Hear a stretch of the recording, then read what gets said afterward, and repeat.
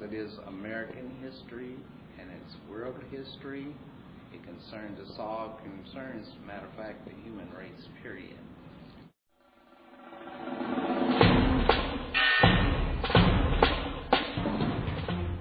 The Tuskegee Airmen were black pilots in World War II.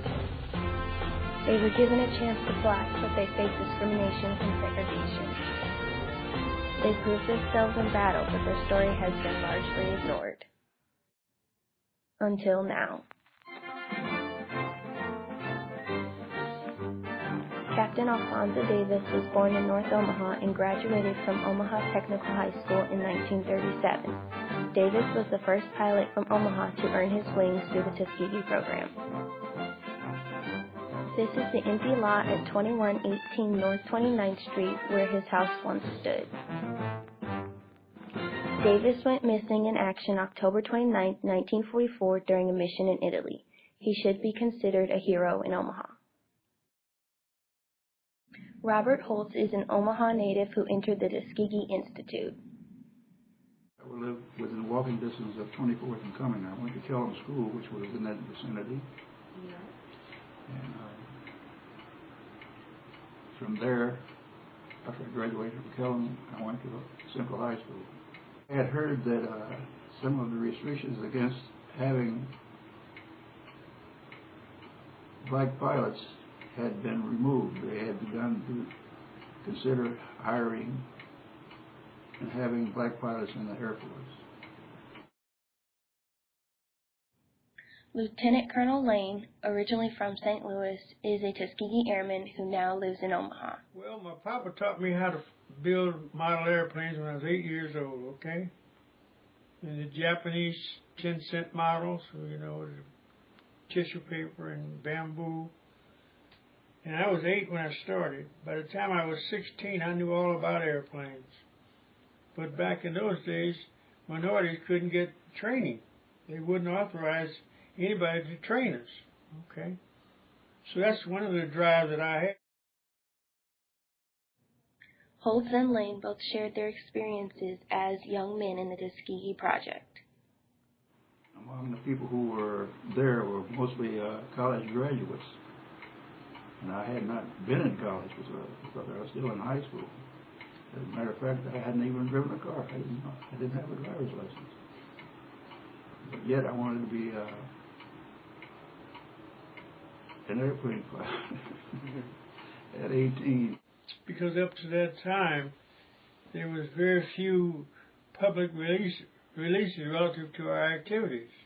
In fact, we were the best kept secret of World War II. The fact that I was flying combat at 19 years of age, which is sort of outstanding. And we were scared. I'll be honest with you, we were scared. 18-year-olds up among men of 30 and 35 years of age in the various activities we were going through. We had to at least say, I'm going to do it, which meant maybe we were kind of snippy. I don't know. I didn't think we. Lieutenant Colonel Lane spoke about the dwindling numbers among the airmen. Now, 78 of us went to Tuskegee, and when we finished, we had 38 of us as cadets. And we ended up actually, 14 of us got shipped overseas. Of the 14, we lost 6 of them. Lieutenant Colonel Lane shared a story about his first mission. I remember the German jet, which is twin engine. He's coming at us. I was in a flight of 4. I was number 4 plane. And this German jet was out there. We thought it was a P-38 because it looked like a P-38. P-38 is our airplane. And we thought it was. And so here come the 4 of us driving up toward southern Germany. And all of a sudden, my flight leader, who was number 1 pilot, said, "Brake," which meant we were supposed to take off or go left, right, and get out of this jets. Well, I didn't hear it. So I'm up there just driving straight ahead. Look up, I'm up there all by myself. And I look straight ahead, and this jet was still coming, you know. Well, as soon as I realized that was a German jet, it scared the hell out of me. And so I just flipped it over and sucked it down and did a split S. I I quit looking at the speedometer when we got to 437 miles an hour. Lane described the relationship between white and black soldiers and integration. They used to request us in Italy.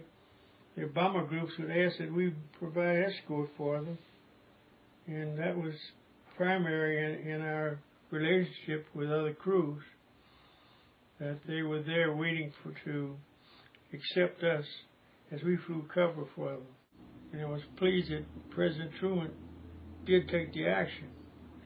And he used our performance as one of the basics to elevate the decision. I enjoyed that. In fact, we hold a lot of praise for Harry S. Truman. Lane compared his experiences in the U.S. and Europe. I went in town with the rest of the guys and got a soda or whatever we bought. And I recall handing the lady, the cashier at the counter, a $20 bill to pay for whatever we were drinking or eating. And I put my hand out to get the change. Well, she, rather than put the change in my hand, she put it purposely on the counter, ignoring my hand. We should try, and I'll never forget that problem. And that was, to me, that was hurtful. And definitely 180 degrees out of phase.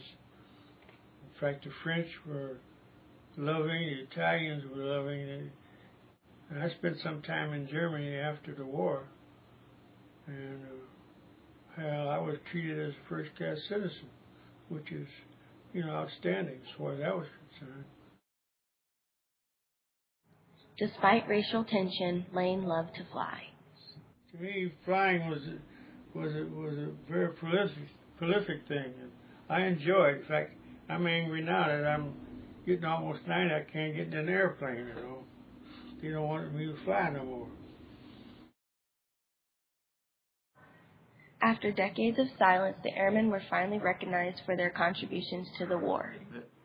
Colonel Davis, and I'd been a member of his administrative staff down in Kentucky, at Godman Field, Kentucky, and so that's why I just felt important. Well, I was at the first movies presentation in 1995. That was the first recognition from a national standpoint that we existed, in which we became proud of the fact that, but it took a movie and HBO to do it. The story of the Tuskegee Airmen should inspire us and teach important lessons. Well, it shows African Americans having courage.